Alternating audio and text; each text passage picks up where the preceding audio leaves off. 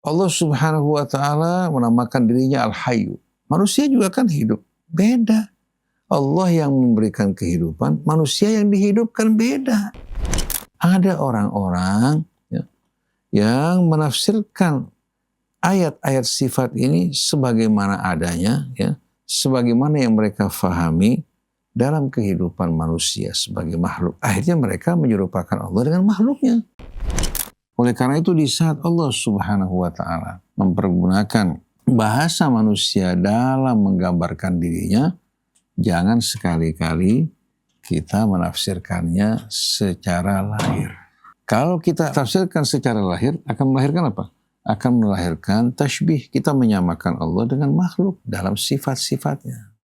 Inna hadhihi ummatukum ummatan wahidatan wa ana rabbukum fa'budun. وَمَا أَرْسَلْنَاكَ إِلَّا رَحْمَةً لِلْعَالَمِينَ.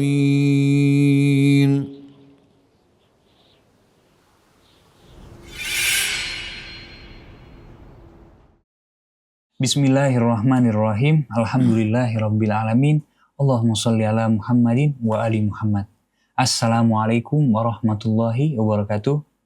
Sahabat Ummatan Wahidah dimanapun antum berada, semoga senantiasa dalam lindungan dan rahmat Allah Subhanahu wa ta'ala. Alhamdulillah kita berjumpa kembali dalam acara kita Dialog di Bawah Naungan Al-Quran. Sebelum kita mulai dialog ini, mari kita memulai dengan membaca Ummul Quran Surat Al-Fatihah. A'udzu billahi minasy syaithanir rajim. Bismillahirrahmanirrahim. Alhamdulillahi Rabbil Alamin. Ar-Rahmanir Rahim. Maliki Yaumiddin. Iyyaka na'budu wa iyyaka nasta'in. Ihdinas siratal mustaqim. Siratal ladzina an'amta 'alaihim. Ghairil maghdubi alaihim waladdallin.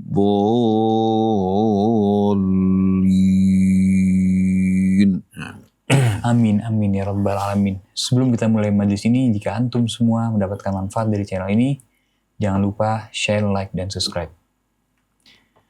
Di surat Al-Qasas ayat 88, ketika Al-Quran menyebut bahwa segala sesuatu akan binasa kecuali wajah Allah, bagaimana para ulama tafsir memahami kata wajah di sini, Apakah dipahami sebagai sifat Allah secara hakiki atau sebagai majas yang bermakna zat Allah? Bagaimana metodologi tafsir membimbing kita dalam memahami ayat-ayat seperti ini agar tidak jatuh pada tajzim? Bismillahirrahmanirrahim. Alhamdulillahi Rabbil Alamin. Hamdan kathiran tayyiban mubarakan fi kama yuhibbu Rabbuna wa yarda. Allahumma salli wa sallim wa barik ala abdika wa rasulika sayyidina wa nabiyyina Muhammadin wa alihi wa sahbihi wa sallim. Subhanaka la ilma lana illa ma 'allamtana innaka antal alimul hakim. Wa la hawla wa la quwwata illa billahil aliyyil azim. Allahumma atina min indika rahmah wa 'allimna min ladunka ilman nafi'a wanfa'na bima 'allamtana. Ikhwan akhwat yang dirahmati Allah. Al-Quran diturunkan oleh Allah Subhanahu wa ta'ala dengan mempergunakan lisan al-Arab. Artinya bahasa yang dipergunakan oleh bangsa Arab dalam komunikasi mereka. Artinya bahasa ini merupakan bahasa komunikasi makhluk yang amat terbatas. Nah, Allah Subhanahu wa ta'ala menggunakan bahasa Arab sebagai bahasa yang Allah Subhanahu wa ta'ala pergunakan untuk menurunkan wahyunya. Nah, Allah Subhanahu wa ta'ala terangkan kepada kita Al-Quran yang Allah Subhanahu wa ta'ala turunkan terbagi dua. Satu ayat-ayat muhkamat ayat-ayat yang jelas, terang benderang, tidak mengandung multi tafsir. Sedangkan yang kedua ayat mutasyabihat. Ayat-ayat ini biasanya berbicara tentang Allah, tentang sifat-sifatnya. Bahasa manusia dan kata-katanya tidak akan mampu untuk menggambarkan kebesaran keagungan Allah. Karena keterbatasan bahasa yang dipergunakan manusia satu sama lain. Dalam ranah makhluk, bagaimana mungkin bisa menggambarkan kebesaran keagungan Allah? Mereka tidak mengetahui tentang Allah kecuali apa yang Allah terangkan, sedangkan ilmu Allah meliputi segala sesuatu. Ini yang harus kita pahami. Oleh karena itu di saat Allah Subhanahu wa Ta'ala mempergunakan bahasa manusia dalam menggambarkan dirinya, jangan sekali-kali kita menafsirkannya secara lahir. Kalau kita tafsirkan secara lahir, akan melahirkan apa? Akan melahirkan tashbih. Kita menyamakan Allah dengan makhluk dalam sifat-sifatnya. Akhirnya lahir tajsim, menggambarkan Allah Subhanahu wa Ta'ala sebagaimana manusia. Baik bermata, bertelinga, berkaki, dan lain sebagainya. Subhanahu wa ta'ala amma yasifun, maha suci Allah dari segala apa yang mereka sifati, yang tidak sesuai dengan kebesaran keagungan Allah. Oleh karena itu, kalau kita membaca ayat-ayat mutasyabihat, termasuk ayat terakhir dari suratul Qasas, wala tad'u ma'allahi ilahan akhar. Wala tad'u ma'allahi ilahan akhar. La ilaha illahu kullu syai'in halikun illa wajhah. Jangan sekali-kali kalian memohon bersama Allah atau di samping Allah kepada Tuhan yang lain. La ilaha illahu, tiada Tuhan, tiada ilah selain dari Allah. Dialah yang menciptakan kita. Dia juga yang menganugerahkan kita kehidupan yang mulia, mengajarkan kita berbagai macam pengetahuan, melimpahkan rezekinya bagi kita. Dan dia juga yang menciptakan seluruh alam raya dan isinya. Dan dia juga yang menetapkan saat kematian kita. La syarikalah, tiada sekutu baginya. Maka jangan kamu memohon bersama Allah atau di samping Allah Tuhan yang lain. Tiada Tuhan selain dari Allah. Lalu Allah Subhanahu wa Ta'ala tegaskan kepada kita, sia-sianya orang yang memohon dan menyembah kepada selain Allah. Kullu syai'in harikun illa wajah. Segala sesuatu selain dari Allah menuju kehancuran, kebinasaan. Illa wajah, kecuali wajah Allah, dengan sendirinya apa? Dengan sendirinya menggambarkan kecuali hanya Allah Subhanahu wa Ta'ala. Yang tidak menyerupai sesuatu, tidak ada sesuatu yang menyerupai dirinya, dan tidak ada sesuatu yang setara dengan dirinya. Allah gunakan kata wajah dengan sendirinya menunjukkan apa? Dirinya, dan ini sebetulnya biasa dipergunakan dalam bahasa Arab. Biasa dipergunakan dalam bahasa Arab, dalam pemakaian mereka, Allah gunakan uslub mereka dalam berbicara, dalam ungkapannya. Contoh jangan jauh-jauh. Saya ini memberikan maaf kepada fulan karena melihat wajahmu. Karena melihat wajahmu. Maksudnya apa? Saya memaafkan fulan karena melihat wajah kamu. Maksudnya karena apa? Karena kamu. Paham enggak? Nah, wajah kan biasanya menggambarkan sesuatu yang dipandang dan dilihat. Nah, kalau kita memohon kepada selain Allah, berarti kita palingkan wajah kita dari Allah Subhanahu wa Ta'ala. Allah yang azali, yang abadi, segala sesuatu di tangannya, dengan kehendaknya kita tinggalkan, kita gantikan ya, arah pandangan kita kepada wajah-wajah selain Allah yang kita persekutukan bersamanya. Paham? Berarti kita melakukan perbuatan yang sia-sia. Jadi ayat terakhir menjelaskan kepada kita, jangan kamu tujukan harapan kamu, permohonan kamu kepada selain Allah. Tiada Tuhan selain dari Allah. Dan segala sesuatu selain Allah menuju kemusnahan, kefanaan, dan kehancuran. Sedangkan Allah azali dan abadi. Begitu juga dalam surat Ar-Rahman. Kullu man 'alaiha fan wa yabqa wajhu rabbika dzul jalali wal ikram. Fabi'ayyi ala'i rabbikuma tukadziban. Segala sesuatu selain dari Allah semua menuju kemusnahan, kehancuran, dan kefanaan. Karena keberadaan mereka bukan dengan kehendak mereka, tapi keberadaan mereka dengan kehendak Allah. Allah juga yang menetapkan saat kematian mereka. Wa yabqa wajhu rabbika dzul jalali wal ikram. Sedangkan wajah kebesaran keagungan Tuhanmu tetap kekal abadi. Dzul jalal yang maha agung, wal ikram dan yang maha pemurah. Lalu ayat berikutnya, yas'aluhu man fis samawati wal ardi kulla yaumin huwa fi syan. Segala sesuatu atau seluruh keberadaan di langit dan di bumi, seluruhnya memohon kepada Allah. Setiap saat, setiap waktu Allah mengurus ya, dan mengabulkan permintaan mereka. Tidak berkata kepada mereka satu persatu antri, tapi Allah mengabulkan semua permintaan mereka dalam waktu yang sama. Mendengarkan juga permintaan mereka dalam waktu yang sama.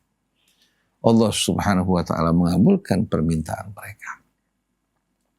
Setiap hari, setiap waktu, dia tidak pernah meninggalkan makhluknya. Selalu menyambut doa mereka, mengurus urusan mereka, melimpahkan rahmatnya kepada mereka, melindungi orang yang memohon perlindungan.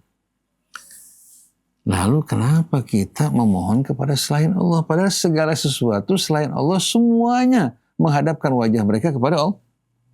Ini merupakan pendidikan yang amat indah. Kalau segala sesuatu di langit, di bumi menghadapkan wajah mereka kepada Allah, lalu kenapa kita menghadapkan wajah kita kepada mereka? Padahal selain dari Allah seluruhnya menuju kehancuran.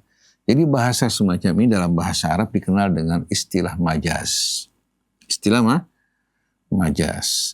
Contoh yang lain.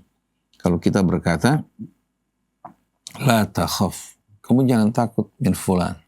Fulan biyadi. Fulan di tangan saya. Yang jelas, fulan gak di tangannya kan? Tapi maksudnya apa? Fulan itu di bawah kendali saya. Dia akan tunduk kepada perintah saya. Jadi kamu tidak perlu takut padanya. Begitu juga ketika Allah menggambarkan biyadihi malakut kulli syai'in atau biyadihil mulk. Seluruh kerajaan langit dan bumi dalam genggaman Allah. Jangan digambarkan sebagaimana makhluk yang menggenggam sesuatu, tapi maksudnya dalam kendali kekuasaan Allah. Begitu juga firman Allah dalam surat Az-Zumar, wa ma qadarullaha haqqa qadri. Mereka tidak mengenali keagungan kebesaran Allah sebagaimana mestinya. Wal ardu jami'an qabdatuhu yaumal qiyamati was samawati matwiyatun biyaminih. Dan bumi ya, serta langit di hari kemudian nanti semuanya akan terlipat dalam genggaman kekuasaan Allah. Maksudnya melipat apa? Mengakhirinya. Sebagaimana buku dilipat sebagai pertanda selesai membaca, begitu juga bumi dan langit semua akan dilipat dalam genggaman Allah, artinya berakhir dan datanglah era kehidupan baru yang dimensinya berbeda dengan dimensi kehidupan dunia. Sebetulnya masalah ini jelas, cuma sayang ada orang-orang ya, yang menafsirkan ayat-ayat sifat ini sebagaimana adanya, ya, sebagaimana yang mereka fahami dalam kehidupan manusia sebagai makhluk. Akhirnya mereka menyerupakan Allah dengan makhluknya. Mereka beralasan Allah subhanahu wa ta'ala menamakan dirinya Al-Hayyu. Manusia juga kan hidup. Beda. Allah yang memberikan kehidupan, manusia yang dihidupkan beda. Beda. Jadi Al-Hayyu narasumber kehidupan, dia menganugerahkan kehidupan bagi seluruh makhluknya, sedangkan kita ini yang dihidupkan. Kehidupan kita bukan apa? Bukan datang dengan sendirinya, tapi dari kehidupan yang Allah anugerahkan buat kita. Wallahu a'lam. Bah, di surat Al-Fajr ayat 22, wajah rabbuka wal malaku saffan saffa. Ayat ini menyebut bahwa Allah datang bersama para malaikat. Dalam kajian tafsir dan akidah, bagaimana para ulama memahami kata datang ketika disandarkan kepada Allah. Apakah dipahami secara literal atau ditakwil sebagai datang yang perintah dan kekuasaan Allah? Bismillahirrahmanirrahim. Alhamdulillahi Rabbil Alamin. Allahumma salli ala Muhammadin wa ali Muhammad. Rabbana zidna ilman wa alhiqna bis-shalihin. Pada saat kita menafsirkan ayat-ayat Al-Quran, kita tidak dibenarkan menafsirkan ayat-ayatnya sepotong-sepotong dan terpisah-pisah. Allah dalam suratul Hijr memberikan peringatan. Qul inni anan nadhirul mubin. Katakan sesungguhnya aku pemberi peringatan yang nyata. Kama anzalna alal muqtasimin alladzina ja'alul qur'ana idhin. Fa warabbika lanas'alannahum ajma'in amma kanu ya'malun. Sebagaimana yang telah kami turunkan kepada para muqtasimin atau ancaman peringatan yang kami berikan kepada para muqtasimin. Dalam bahasa Arab kata iktasama yaktasimu itu yang suka memecah-mecah, memilah-milah, membagi-bagi. Maksudnya apa? Alladzina ja'alul qur'ana idhin, yaitu apa? Yang membagi dan memisah-misahkan ayat Al-Quran, bukan disatukan kemudian ditafsirkan secara bersama-sama. Maka demi Tuhanmu, kami akan bertanya kepada mereka tentang apa yang mereka perbuat. Ini ancaman dari Allah terhadap mereka yang menafsirkan ayat-ayat Quran terpisah-pisah.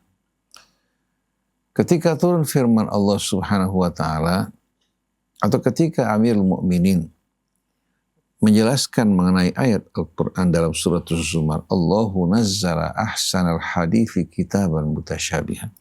Allah yang menurunkan sebaik-baiknya tutur dan firman. Kitaban mutasyabihan. Kitab yang ayat-ayatnya isinya kandungannya serupa, saling menerangkan, menjelaskan satu sama lain. Mathanya yang diulang-ulang dalam Al-Quran. Untuk membuat kita jelas, ya, tidak sama sekali salah faham. Nah, berkaitan dengan firman Allah, wa ja'a rabbuka wal malaku soffan soffan. Lalu kita kaitkan dengan firman Allah, wa huwa ma'akum aynama kuntum. Dia bersama kalian dimanapun kalian berada. Ayat yang lain, wa nahnu aqrabu ilaihi min hablil warid. Kami lebih dekat kepadanya daripada dirinya kepada pembuluh darah jantungnya atau kepada denyut jantungnya. Lalu dikaitkan dengan ayat tadi, wa ja'a rabbuka wal malaku soffan soffa. Datang Allah dan para malaikat dalam keadaan berbaris. Kata ja'a menunjukkan bahwa Allah jauh. Betul enggak? Bahwa Allah jauh. Padahal Al-Quran mengatakan wa huwa ma'akum aynama kuntum. Dan kami lebih dekat kepadanya dari dia dengan pembuluh darahnya. Berarti ungkapan-ungkapan ini ya tidak dapat ditafsirkan secara harfi, secara letterlek. Allah yang menciptakan alam semesta, yang menciptakan ruang dan waktu, dengan sendirinya Allah Subhanahu wa Ta'ala tidak terikat oleh ruang dan waktu, tapi waktu dan ruang berada dalam kekuasaan Allah. Jadi jangan sekali-kali kita beranggapan bahwa Allah Subhanahu wa Ta'ala di barat atau di timur, di selatan atau di utara, di langit atau di bumi. Karena apa? Allah menerangkan wa huwa alladzi fis samai ilahun wa fil ardi ilah, dan dia adalah ilah yang berkuasa memerintah di langit, begitu juga di bumi. Jadi dalam menafsirkan ayat ini wa ja'a rabbuka, maksudnya datang keputusan Tuhanmu. Malaikat berbaris mendengarkan keputusan Allah Subhanahu wa Ta'ala. Pada saat tersebut tak ada seorang pun yang bisa berbicara melainkan dengan izin Allah Subhanahu wa Ta'ala. Sebagaimana dalam surah An-Naba, yauma yaqumur ruhu wal malaikatu saffa la yatakallamuna illa man adina lahu rahmanu wa qala shawab. Ketika ruh di sini menggambarkan Jibril dan malaikat semua dalam keadaan berbaris. Tidak ada seorang pun yang dapat berbicara kecuali yang Allah Subhanahu wa Ta'ala izinkan bagi mereka. Jadi wa ja'a rabbuka wal malaku saffan saffa, setelah berakhirnya kehidupan dunia dengan terjadinya kiamat, kemudian kebangkitan, maka datanglah Allah Subhanahu wa Ta'ala, maksudnya keputusan Allah. Kebesaran keagungan Allah Subhanahu wa Ta'ala tampil, sedangkan kebebasan dan pilihan kehendak manusia dalam kehidupan dunia telah berakhir. Pada saat tersebut kerajaan seluruhnya milik Allah. Limanil mulkul yaum lillahil wahidil qahar.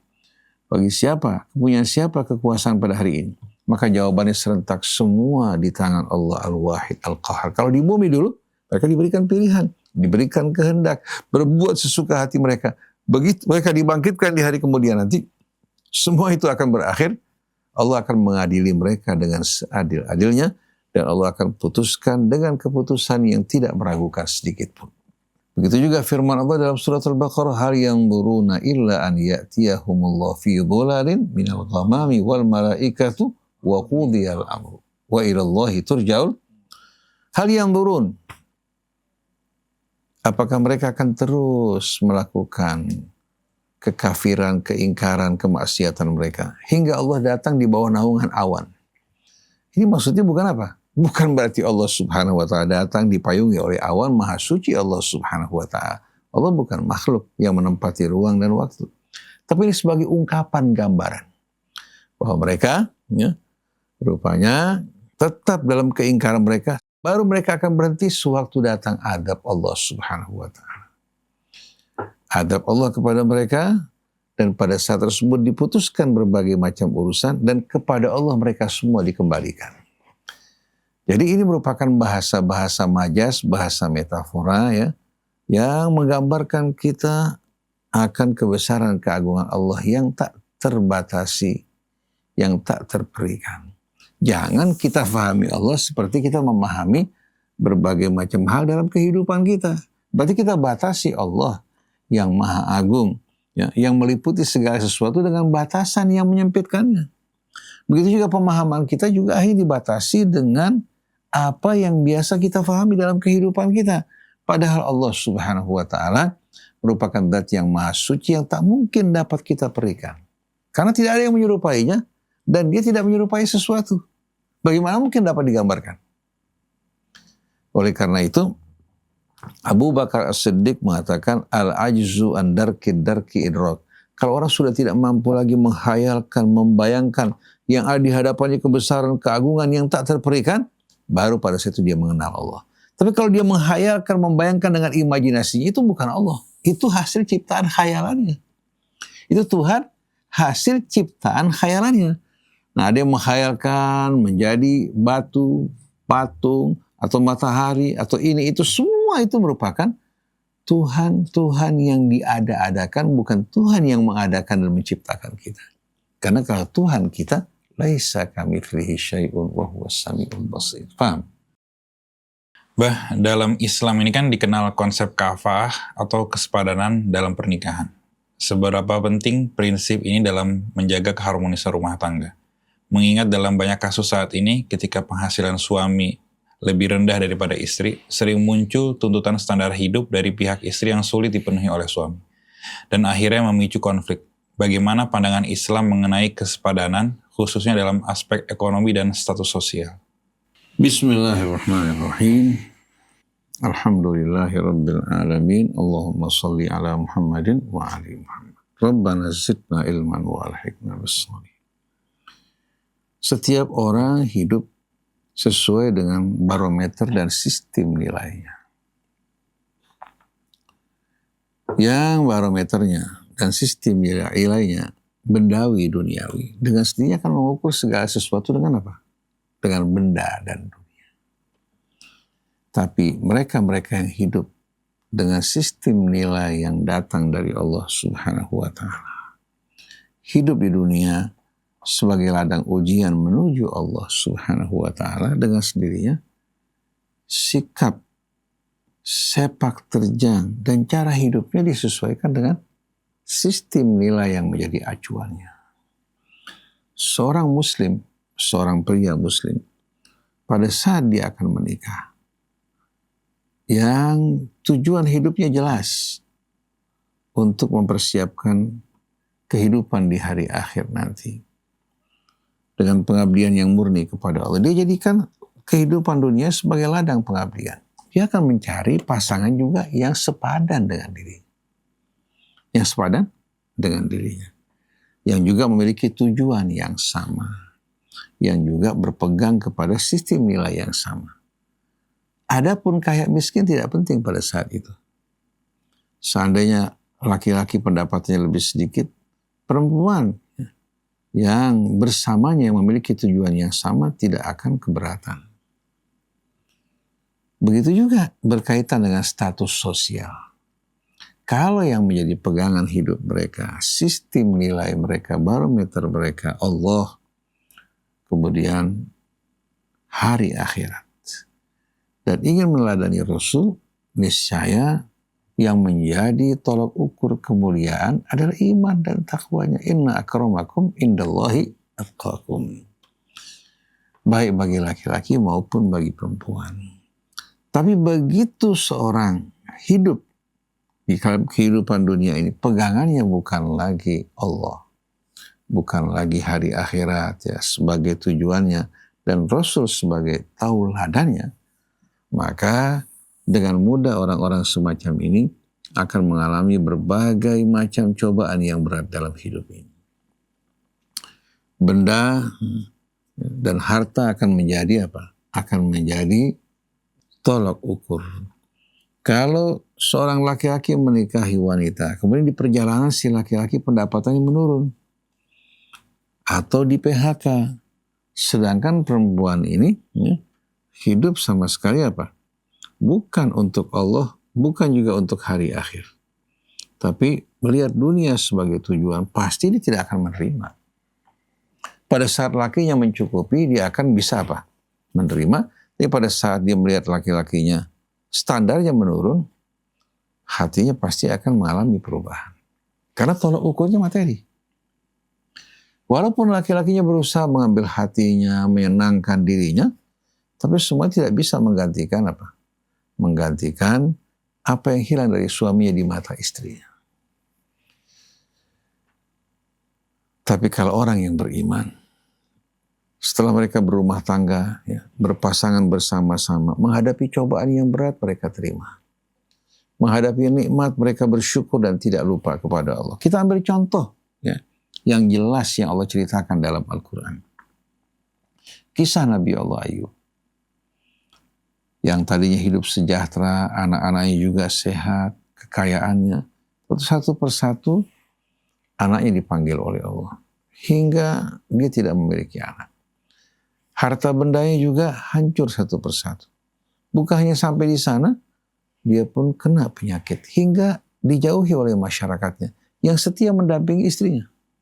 Yang setia mendampinginya, istrinya. Kenapa si istri masih setia mendampingi suaminya yang sakit, yang kehilangan segala-galanya? Karena dia tidak menjadikan kehidupan dunia sebagai tujuan. Tapi mereka menyadari bahwa kehidupan dunia ini ladang ujian. Walaupun pada saat lemah istrinya berkeluh kesah hingga Ayub marah, tapi tetap si istri bersabar setia mendampingi suaminya. Coba kalau wanita ini wanita duniawi, begitu suaminya mengalami cobaan seperti ini, dia akan tinggalkan pergi. Jadi sebetulnya peran iman kepada Allah, kepada hari akhir, juga menjadikan takwa sebagai standar dalam hidup ini, ya, amat penting bagi kita semuanya. Kita saksikan ya, bagaimana pada masa-masa jahiliyah dulu, bagaimana manusia terkotak-kotak, tersekat-sekat, bertingkat-tingkat. Dan bagaimana terjadi persaingan di antara mereka. Yang kuat bersaing dengan yang kuat, menindas yang lemah, sedangkan yang lemah di mata yang kuat tidak memiliki sama sekali arti kecuali sebagai alat bagi mereka. Yang lemah sebelum datangnya Nabi kita, sebelum datangnya petunjuk dari Allah, mereka merasa apa yang mereka alami itu sudah sepatutnya. Dia ditakdirkan sebagai seorang yang rendah. Tapi begitu datang Islam, menerangkan kepada mereka akan kemuliaan manusia. Dan yang termulia di sisi Allah bukan karena kekayaan, bukan juga karena statusnya, bukan karena nasabnya atau hartanya. Tapi yang bertakwa kepada Allah, terjadi perubahan dalam hidup mereka. Oleh karena itu ketika mereka beriman, mereka tidak rela dipisahkan dari iman walaupun harus menanggung siksaan dan penganiayaan. Kenapa? Karena mereka merasakan iman mengantarkan mereka menuju kemuliaan. Mereka tidak lagi merasa lebih kecil dibandingkan yang lain, tapi mereka berlomba berlomba-lomba dalam kebajikan, meningkatkan ketakwaan mereka agar mereka meraih kemuliaan walaupun mereka berasal dari status yang rendah. Adapun orang yang berasal dari status yang mulia, kalau mereka tidak bertakwa, mereka terjatuh dari tempat yang tinggi karena sikap dan perbuatan mereka. Jadi berkaitan dengan kesepadanan ini juga bersifat relatif. Bersifat relatif tergantung standar, barometer, dan sistem nilainya. Nah, kalau yang menjadi tolak ukur adalah kehidupan dunia, maka berbagai macam kemungkinan akan terjadi. Dan mereka lepas dari apa? Dari rahmat Allah Subhanahu wa ta'ala, melakukan sesuai dengan pilihan mereka. Tapi yang berada di jalan Allah, mengharapkan ridhonya mereka, orang yang di bawah naungan rahmat Allah Subhanahu wa ta'ala dan kasihnya. Nah, kita berharap betul-betul agar Allah mengikhlaskan niat kita, tujuan hidup kita semata-mata untuk Allah, mempersiapkan bekal kita untuk hari akhir, dan menjadikan Nabi sebagai tauladan kita, tidak memandang remeh orang-orang di bawah kita, tidak juga menyanjung orang-orang di atas kita. Yang kita besarkan, kita agungkan adalah Allah, sebagaimana yang Allah ajarkan dalam sholat kita. Pada setiap kali kita berpindah rukun, kita mengucapkan Allahu Akbar, mengingatkan kita akan kebesaran Allah. Dialah yang maha besar, selainnya adalah makhluk yang setara. Wallahu a'lam. Dalam surah Al-Isra disebutkan bahwa Allah menetapkan agar manusia tidak menyembah selainnya dan agar berbuat baik kepada orang tua. Bahkan dalam banyak ayat Al-Quran, perintah tauhid sering disandingkan dengan perintah berbuat baik kepada orang tua. Apa hikmah atau alasan mengapa Allah meletakkan dua perintah ini secara berdampingan, Bah? Bismillahirrahmanirrahim. Alhamdulillahi rabbil alamin. Allahumma salli ala Muhammadin wa ali Muhammad. Rabbana zidna ilman wa alhiqna bis salihin. Amma ba'du. Allah Subhanahu wa ta'ala di dalam Al-Quran berulang kali setelah perintah yang Allah tujukan kepada hamba-hambanya untuk menyembahnya dan tidak mempersekutukan dengan sesuatu, mengingatkan mereka untuk selalu berbuat baik dan mulia kepada kedua orang tuanya.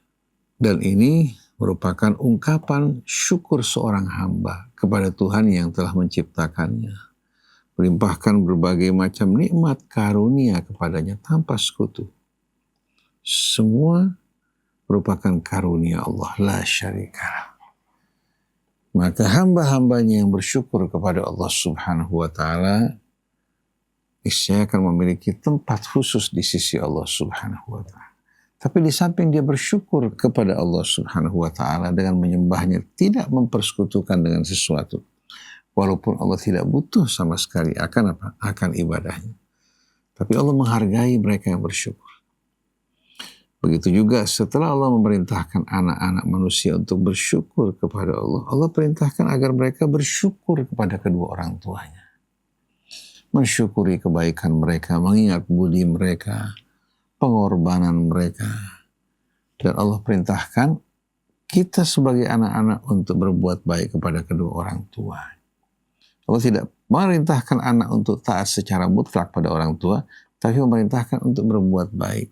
Karena bisa saja orang tua memerintahkan anak-anak untuk melakukan perbuatan yang tidak benar. Nah, saat orang tua memerintahkan kita yang tidak benar, jangan taati mereka dalam hal ini. Tapi tetap kita wajib memperlakukan mereka dengan mulia. Kalau kita melaksanakan kewajiban yang pertama, menyembah Allah, tidak mempersekutukan dengan sesuatu, tapi mengabaikan perintah yang kedua ini, maka Allah Subhanahu wa ta'ala tidak akan membuka pintu syurganya bagi orang yang tidak bersyukur kepada kedua orang tuanya.